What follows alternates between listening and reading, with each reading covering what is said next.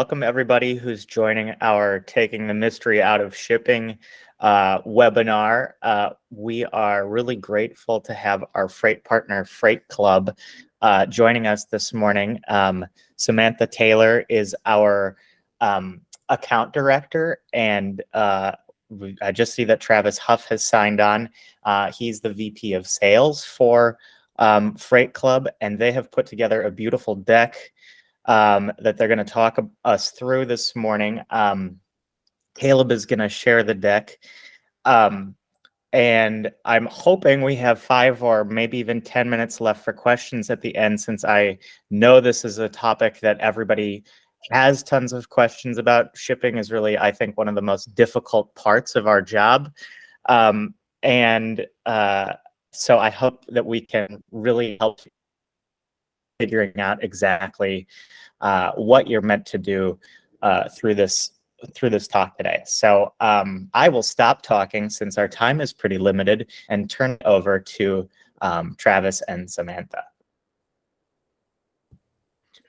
Great, thank you so much, Peter. First of all, it's great to be on the call with you guys, and we'll spend whatever time we need to at the end to answer any questions.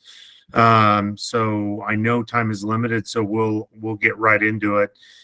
Maybe just by way of introduction, I'll let Sam introduce herself. I'll introduce myself, and then we will be off and running. So Sam.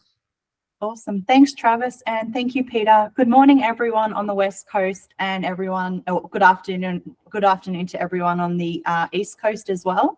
As Travis mentioned, my name is Samantha Taylor, and I'm a sales account director over at Freight Club. We've been working together with the Daniel House team, I think since 2021, and we've really built a special relationship and partnership with Daniel House. And I'm sure, as you know, on their website, it truly is a curated one-stop shop for sourcing product, buying product, and most importantly, making sure that that product is getting delivered safe and sound to your end customers.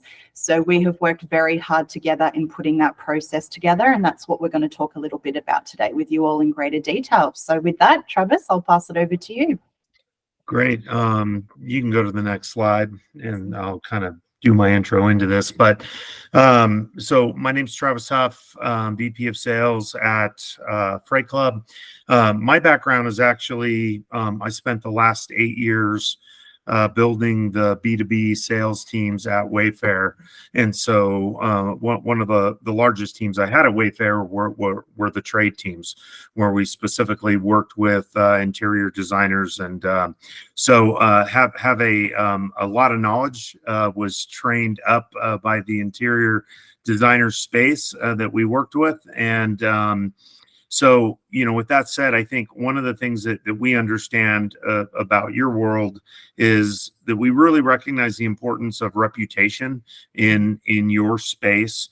And so the things that we're building to support interior designers in that space are very important to us. And we want to make sure that anything that we do from a freight and logistics standpoint meets your needs and meets the needs of your clients. So one of the things that I ran into all the time at Wayfair was, if something went wrong on a delivery or a shipment, regardless of how that got there, whether it was a third-party shipper or the original shipper we sent it with, the client didn't care who the shipping company was. All that they cared was that we were the ones that provided it and provided the experience for them. So I'm very keyed into that. We're building a lot of things for your space specifically.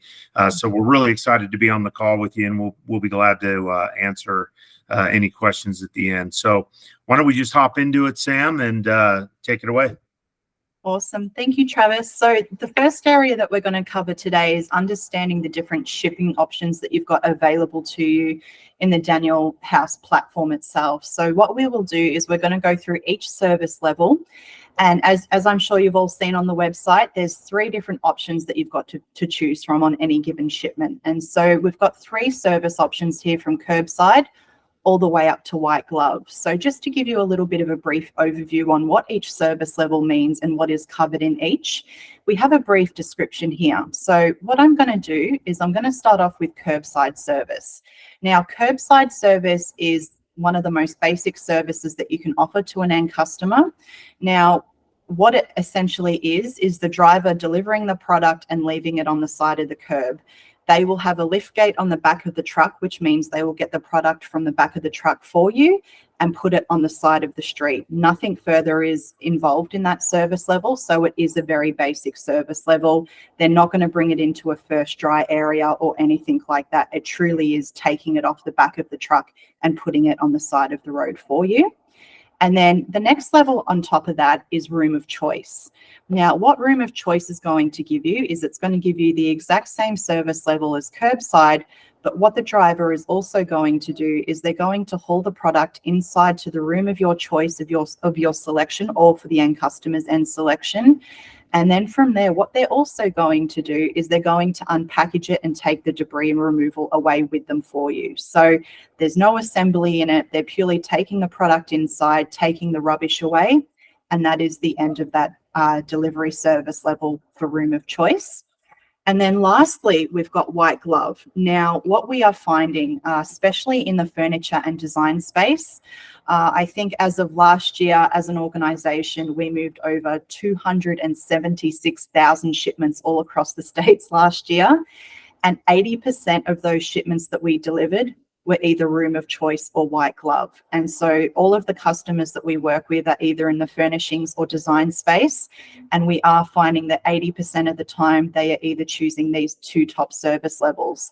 So it's incredibly important you understand what they mean and what's going to give your end customer the best experience. And realistically, especially when buying and shipping high-end product, we always highly recommend white glove.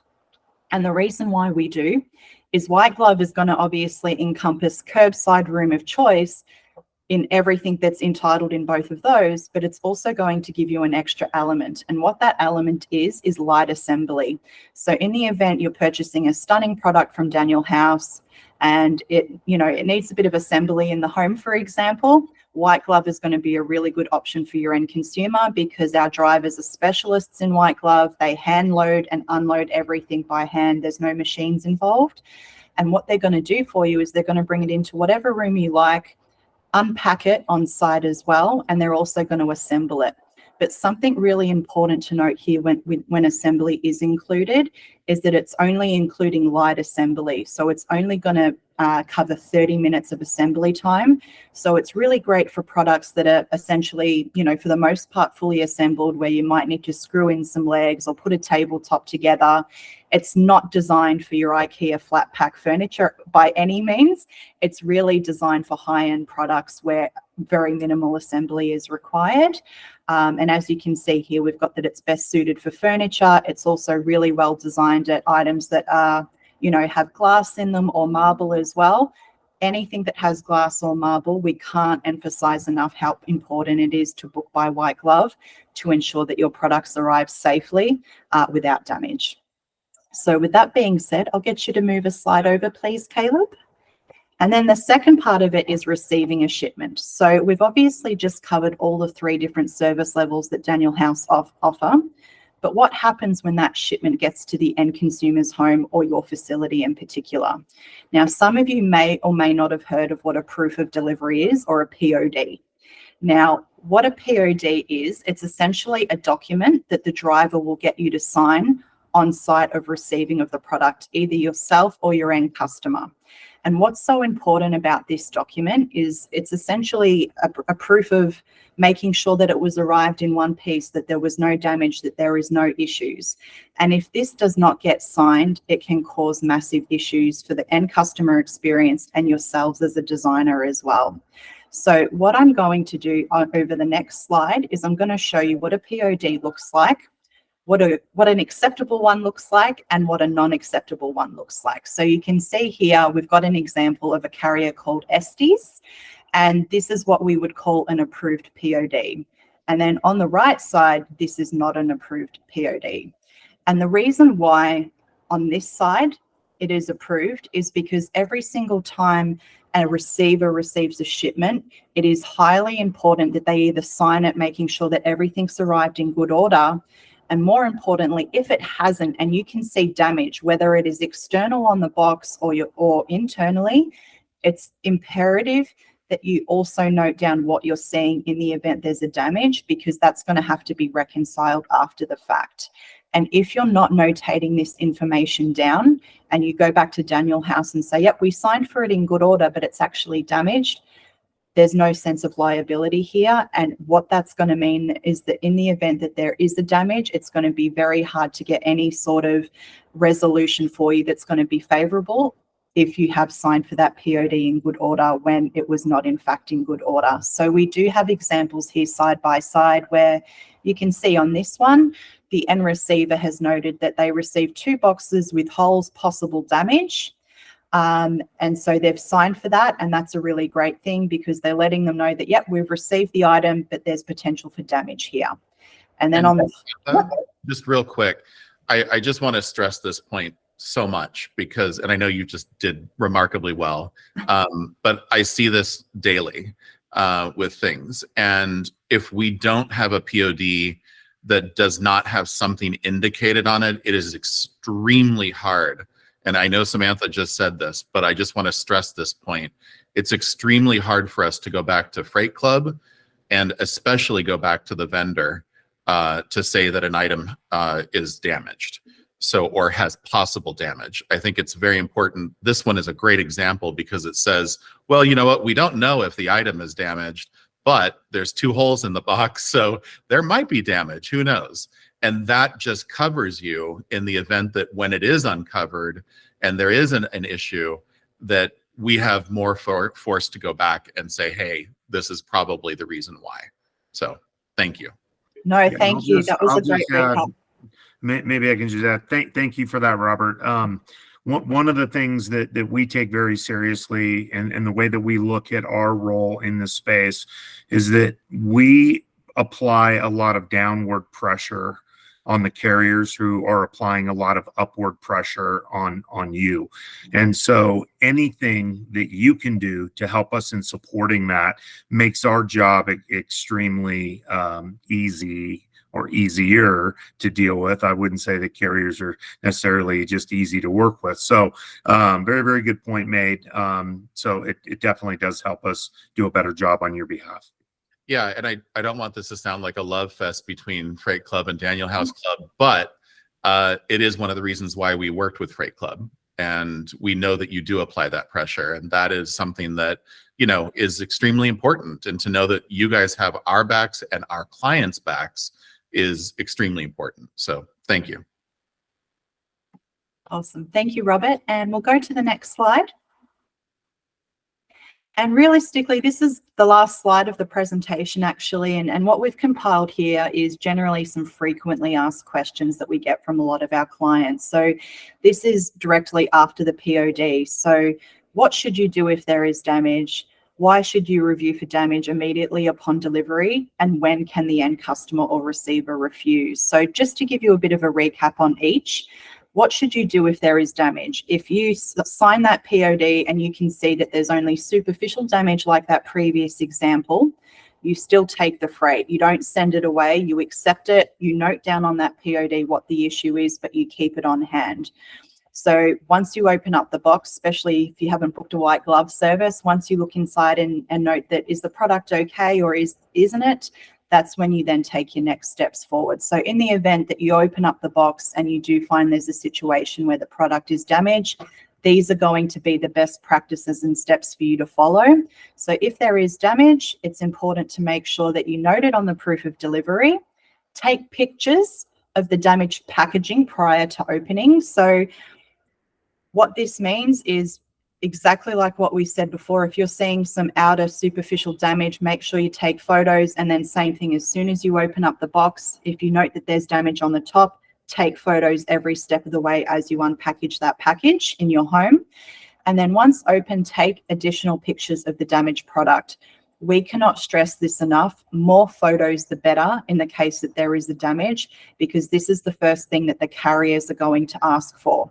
So in addition to having that POD signed, Having legible, clear photos of where the damage is incredibly important and will improve your success rate tenfold by providing this information to us so that we can fight on your behalf to get either money back, return, whatever the case is based on the want that you have at the time. Now, why should we review for damage immediately upon delivery? The reason why you need to do this a lot of the time is because if we don't notate damage in the first 24 to 48 hours, it is very hard to prove after the fact where that damage actually occurred. So again, for best practices, whether it's yourselves receiving product or it's going to your end customers directly, always try to get into the habit of educating your customers as soon as that package is delivered. Make sure they view it, note any damage inside or outside of the carton, so that we can obviously get on top of it right away for you. Because if it's after 24, 48 hours, too much time has passed and the carriers don't have to do anything about it for you. So that's why it's imperative that as soon as that product is received, it is inspected right away. Okay. I just want to add something here, Samantha, because a lot of our designers have items shipped to a job site. Right. And they may not have access to it. This is also where it's extremely critical to potentially think about utilizing a receiver, because receivers will actually inspect pieces upon delivery. And if you know that you're doing a single install date and you have, 15, 20 pieces, it's really imperative that you work with a receiver unless you're planning to be on the job site and inspecting it within, as Samantha, stated, within 48 hours. To note that there's any damage or not.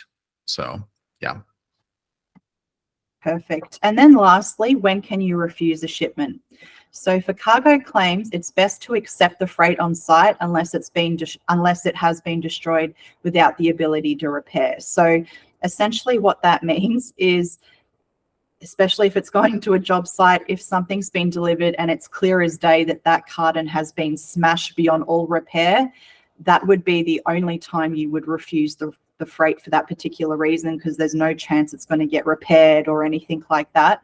But in majority of cases, even if there is damage, whether it be superficial on the outer carton or you notice, after the fact that it's been damaged once you unpack it, always receive the freight and note down on the POD that there's damage cited. And the reason why we say to accept a damaged shipment, and that may seem a little bit weird to actually want to accept a damaged shipment, but the reason why we recommend you do that is because until this has been reconciled, if you send it back and refuse the shipment, there can be issues down the line for you, which can be very costly. You can start paying additional freight fees because you've told the driver to take it away, and they're going to charge for that process as well. So it's very important that you tell your end customers, your receiving agents, whoever it's going to be, that they should always accept the goods at the contact of their place of purchase and go back to Daniel House to obviously discuss the resolution for that particular shipment. So it's always going to be a case-by-case basis, but best practice is to accept the freight unless it's been destroyed beyond repair. So that's our advice on that. And then with the last piece on that, each place of purchase, so wherever you're buying from, they have their own criteria for refusal. The above advice does not override those instructions. So, if you are buying from Daniel House, they may have something on their website that they have when damages occur. So always refer to them as well as to what services they're going to be offering for you in the event there is a damage, a loss, whatever the case is going to be. And I can just jump in to say that we do work with Freight Club and follow those same best practices. So what you'll see from Daniel House is this same guideline that in general, unless it's completely destroyed, it is best to accept it. And what I've seen, by the way, if I haven't met any of you yet, I'm Caleb. I manage our operations team and oversee kind of our claims and damage process. And what I see most often is carriers really struggle to manage and handle products that have been refused. And so it is often very, very difficult to get them to provide additional photos or do anything that we might need to fully process the claim. They lose items. Like, I don't want to just badmouth carriers. They have a lot that they're doing and they do a lot very well. But handling reverse logistics, which is like taking items back, is one area that can cause a lot of delays. And so We have found that claims where it is accepted and then we're processing it from there are resolved a lot faster than when it's refused. So it really does lead to a faster resolution when you have a little more control, and we can work with you to get it resolved. And we'll still, if it needs to be picked up and taken away, we'll arrange for that, pickup to happen. So we don't leave you out in the cold, but that is something that we recommend to save time and solve that claim faster. Awesome. Thank you very much for that, Caleb. And I think we are at the end of our presentation, and I do believe I've gone a little bit over time. So I do apologize. We can leave the last 10 for any Q&A that anyone might have. Yeah, please remember to unmute if you have questions, but this is the time to ask questions about shipping. We have our experts here, so feel free. I'll also be checking the messaging on Google Meet as well. So if you want to type your question, feel free. I have a question. I'm Mary Pat Mansfield. I'm a relative new member of with Daniel House and have just placed my first order, but I find a lot of my projects are actually in places where people have second homes. And so if and when, oftentimes there aren't receivers in these places, so they're shipping directly to job site. But if I were to find something that was damaged and obviously didn't refuse it, it sometimes is challenging because nobody's even at the house. So does it ever happen where, I could give instructions for going into the home or a code to the garage where they could just pick something up? I know that's kind of unusual. Yeah, to be honest, that's a very unique question, I must say. Generally what happens, especially because we do specialize in shipping to the end consumer's home, our drivers will always contact the end customer because someone has to be there to receive the product. Because if they're not there to receive the product, what we were talking about before, Mary Pat, in reference to liability and making sure that that shipment is signed for in good condition, if nobody is there to receive it, and on the flip side, to pick up a damaged item, there's no liability anywhere. So we do highly recommend, as a best practice, whether it's outbound or inbound freight for a return, someone always has to be there to sign for it and make sure it's obviously either getting delivered or taken away in a safe and obviously, not damaged environment if need be. Yeah. It makes perfect sense. I just wondered if there were any workarounds because sometimes I end up faced with stuff like that. Yeah, unfortunately not. And if a driver was to leave something, for example, say you've got a customer, you're designing their beach home or whatever the case might be, and they've just bought from you a really expensive product. Think of it from this lens. If they've just spent thousands of dollars on one item, and you've booked it curbside, for example, and the driver's just left it on the side of the road and your end customer didn't sign for it and it starts raining, something as simple as the weather. Yeah. No, I get it. I get it. Usually I'm accountable that way, but yeah, I thought I'd ask. So no worries. Yeah. Great question though. Thank you. Thanks, Mary Pat. Well, we have a question from somebody who typed in, how do you determine pricing for the white glove service? I'm finding that using a receiver directly is usually much cheaper. I think I can answer that question. Caleb, you can feel free to chime in as well. But we determine pricing. It's a flat fee, actually, that we offer for both Room of Choice and White Glove. Room of Choice is a $99 upgrade, and White Glove is a $199 upgrade from our flat shipping fee, which is 15% of the cart value. So if you can find a receiver that's cheaper than that, then I would say go with them because the service that they offer is immeasurable if nobody's going to be there to accept delivery of an item, or if you just simply don't have the time to do it. And I would just add one clarification to that pricing. That fee is per vendor in your cart. So as you guys understand with working with Daniel House Club, one of the benefits of working with us is that you can check out in one simple checkout and have 20 items from 10 different vendors, and you just place one easy, order online, and that saves you a lot of time. From a shipping standpoint, those vendors are all shipping directly, and so that service fee is we look at the number of vendors represented in your order, and that fee is applied on a per vendor basis. And so if you're buying items from one vendor, that fee is going to be a lot less. Your total shipping is going to be a lot less than if you do have a lot of vendors. And that just reflects the cost of each of those shipments, shipping white glove, and the number of shipments that will happen with your order. And so that's where you might find it's better to use a receiver if you're buying from lots of different vendors at one time. But if you're buying from one vendor, you may find that our price is better in that standpoint to just do it directly. And what I will add to that, if I may, just for Rebecca's question, is that as well, when we're talking about white glove can mean different things to different carriers, and they can all have different descriptions of what their white glove covers. So that's something really important to note as well, is that you may think you might be getting a white glove service, but it may be limited, or they might only do a certain thing. So it's really important to understand that when you are evaluating white glove carriers, to understand what each are including, because there are some that will not include assembly, or that will be an additional charge after the fact, for example, which can be incredibly costly. Because when you're doing white glove light assembly, what happens a lot of the time is the carriers will charge you in 15-minute increments at a very, very high rate. So for example, with Daniel House, if you're booking white glove on their site, you know that there's 30 minutes included in that $199 flat fee, which, as Robert said, if you can get it cheaper elsewhere, then, you know, hats off to you, because we know for a fact that out there in the market, white glove carriers charge a lot more than that for their white glove deliveries. And so this is sometimes where you can get caught out in some instances, where a carrier might tell you, oh yeah, we can deliver this for you white glove for $300, but then it doesn't include assembly. And so if that assembly goes over that 15, 30, 40 minutes, whatever the case may be, you're going to be hit with a secondary charge, which could equate to hundreds of dollars after the fact that you didn't account for or budget for. So that's just something else that I wanted to point out as well. Yeah, and leveraging off of that as well, for those who weren't here for the training portion of this webinar, I just want to mention that white glove delivery does include assembly.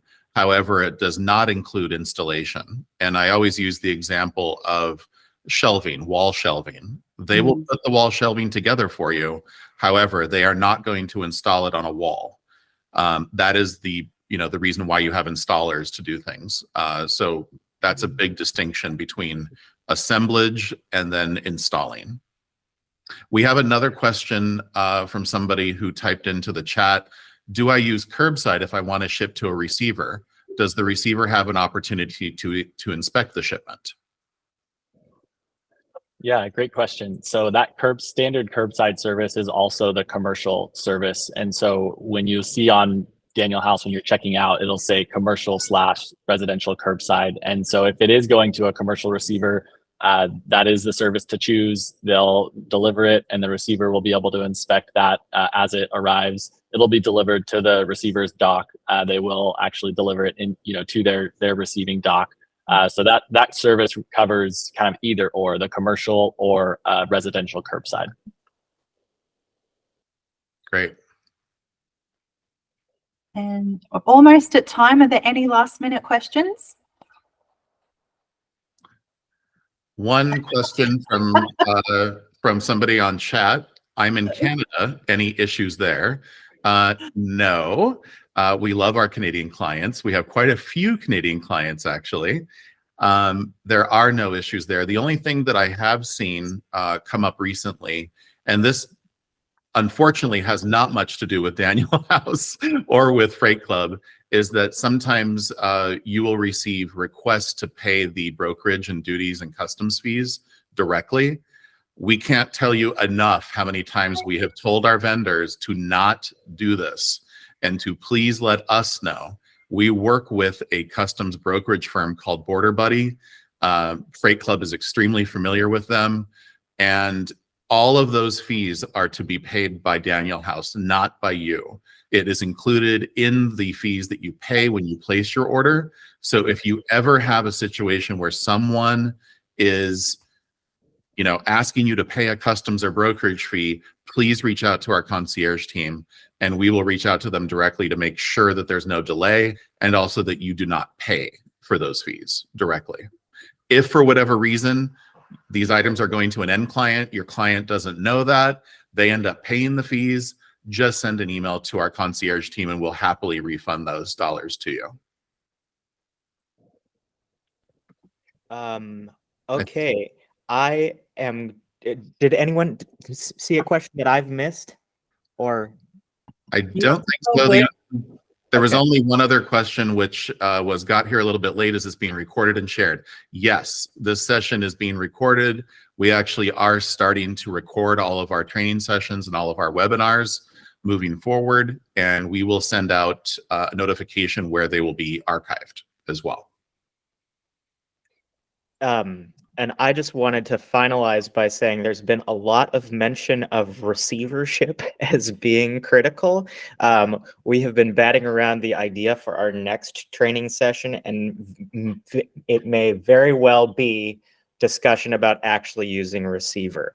As somebody who has done a lot of design projects myself, some without receivers and some with receivers, I can say that the cost associated with a receiver is always worth it, not only in terms of receiving things really smoothly and dealing with any issues that arise, but also keeping things out of immediate visibility of the client when they go wrong. And that way you're not sort of running around with your hair on fire. So we do really encourage the use of receivers. Thank you guys all for joining us this morning. If you have a question that you think of after the meeting, please do email the concierge. We would be happy to get that question answered for you. We always want to partner with you in whatever way we can to make sure that you are experiencing the best possible service. We love that you're shopping with us, and we're here for you. So thanks very much. And thanks to Freight Club, Samantha and Travis. We really appreciate it. And it was a great presentation. I hope people learned a lot. And we will see you next month at the end of May, the last Thursday of the month at noon Eastern, 9 a.m. Pacific. Awesome. Thanks, Thank guys. you, everyone. Have a great day. Thank you. Take care, everybody. Everybody, take care.